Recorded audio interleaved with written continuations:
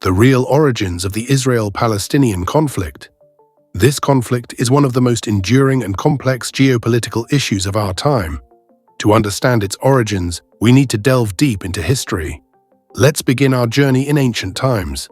The land that is now Israel and Palestine has been inhabited for thousands of years, with archaeological evidence of human settlement dating back to the Paleolithic period. According to biblical tradition, the Israelites, led by Moses, escaped slavery in Egypt and settled in Canaan around 1200 BCE. This land became the Kingdom of Israel under Kings Saul, David, and Solomon. However, the kingdom split into two after Solomon's death, Israel in the north and Judah in the south. In 722 BCE, the Assyrians conquered the northern kingdom of Israel.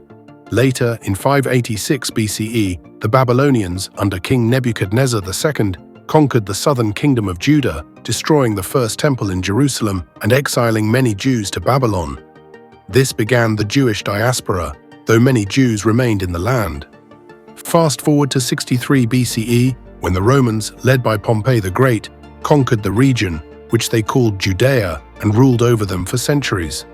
After a series of Jewish revolts against Roman rule, particularly the Bar Kokhba revolt, led by Simon Bar Kokhba in 132–135 CE, the Romans expelled many Jews from Jerusalem.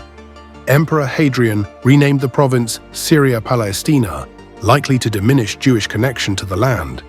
During this period, Christianity emerged. Later in the 7th century CE, Islam arose in the Arabian Peninsula.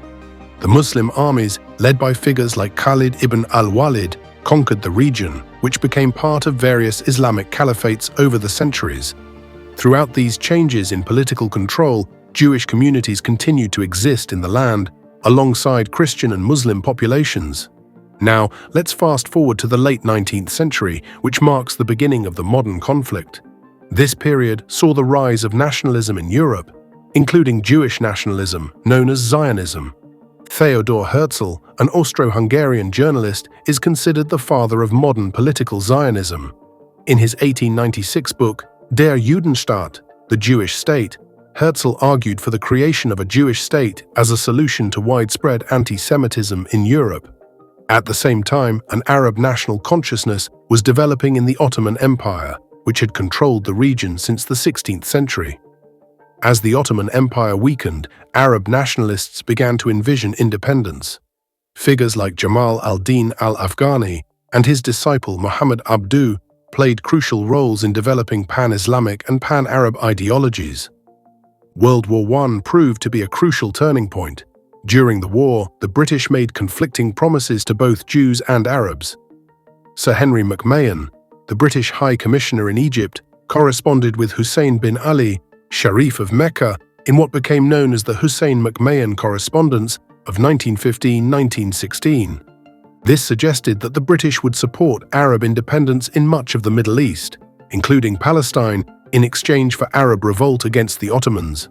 However, in 1917, the British Foreign Secretary Arthur Balfour issued the Balfour Declaration to Lord Walter Rothschild, a leader of the British Jewish community.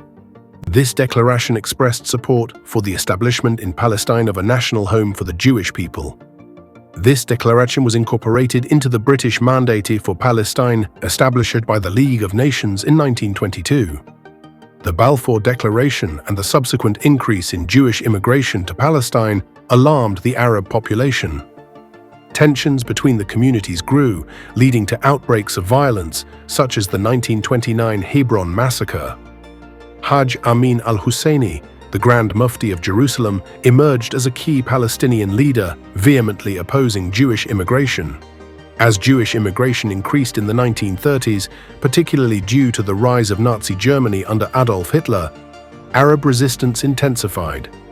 The Arab Revolt of 1936–1939, led by figures like Izz ad-Din al-Qassam and Fawzi al-Qawuqji, was an uprising against British rule and increased Jewish immigration. In response to the growing conflict, the British government issued the White Paper of 1939, which limited Jewish immigration and land purchases. This policy, implemented on the eve of World War II, was seen as a betrayal by many Jews and was staunchly opposed by Zionist leaders like David Ben-Gurion. The horrors of the Holocaust during World War II, which saw the systematic murder of 6 million Jews by Nazi Germany, intensified international support for the creation of a Jewish state. In November 1947, the UN General Assembly adopted Resolution 181, recommending the partition of Palestine into separate Jewish and Arab states, with Jerusalem under international administration. The Jewish leadership, including figures like Chaim Weizmann and David Ben-Gurion, accepted the plan. However, Arab leaders, including the Arab Higher Committee led by Amin al-Husseini, rejected it, arguing that it was unfair to the Arab majority living in Palestine at the time. As British forces withdrew, David Ben-Gurion proclaimed the establishment of the State of Israel on May 14, 1948. The following day, armies from neighboring Arab states invaded, marking the beginning of the 1948 Arab-Israeli War, or what Israelis call the War of Independence and Palestinians refer to as the Nakba, catastrophe. The war ended in 1949 with Israel, led militarily by figures like Yigael Yadin and Yitzhak Rabin, in control of more territory than had been allocated in the UN partition plan. King Abdullah III of Jordan took control of the West Bank and East Jerusalem, while Egypt under King Farouk took control of the Gaza Strip. A major turning point came with the Six-Day War in 1967. In a preemptive strike against gathering Arab armies, Israel, led by figures like Defense Minister Moshe Dayan and Chief of Staff Yitzhak Rabin, captured the West Bank and East Jerusalem from Jordan's King Hussein, the Gaza Strip and Sinai Peninsula from Egypt's Gamal Abdel Nasser, and the Golan Heights from Syria's Hafez al-Assad. In 1973, Egypt under Anwar Sadat and Syria under Hafez al-Assad launched a surprise attack on Israel on Yom Kippur, the holiest day in the Jewish calendar. Despite initial Arab gains, Israel, led by Prime Minister Golda Meir and Defense Minister Moshe Dayan, eventually repelled the invasion. This war led to the 1978 Camp David Accords, mediated by US President Jimmy Carter, and the 1979 Egypt-Israel Peace Treaty, in which Israel agreed to withdraw from the Sinai in exchange for peace with Egypt. Meanwhile, Palestinian nationalism was growing. The famous handshake between Rabin and Arafat on the White House lawn, overseen by US President Bill Clinton, symbolized hope for peace. Despite initial optimism, the peace process faltered. The assassination of Yitzhak Rabin by a right-wing Israeli extremist in 1995 was a severe blow to the peace process. In 2000, a summit at Camp David between Israeli Prime Minister Ehud Barak and PLO Chairman Yasser Arafat, mediated by US President Bill Clinton, failed to reach a final agreement. Shortly after, the Second Intifada erupted, marked by increased Palestinian suicide bombings and Israeli military incursions under Prime Minister Ariel Sharon. In 2004, Yasser Arafat died and was succeeded by Mahmoud Abbas as the leader of the PLO and the Palestinian Authority. In 2005, Ariel Sharon, now Prime Minister of Israel, unilaterally withdrew Israeli settlers and military from the Gaza Strip.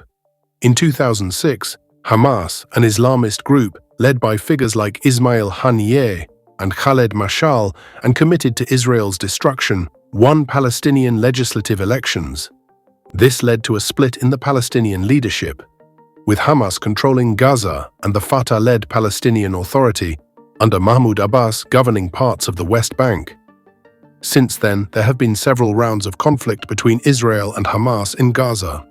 In 2020, Israel normalized relations with several Arab states through the Abraham Accords, brokered by US President Donald Trump's administration, which hoped to potentially shifting regional dynamics but didn't succeed.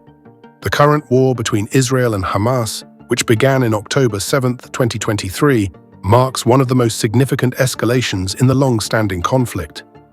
This outbreak of violence is rooted in the complex history we've discussed, but has taken on a new level of intensity and global significance. As we've seen, the roots of this conflict run deep, intertwining ancient history with modern geopolitics. This small strip of land has been at the crossroads of empires, religions, and competing nationalisms.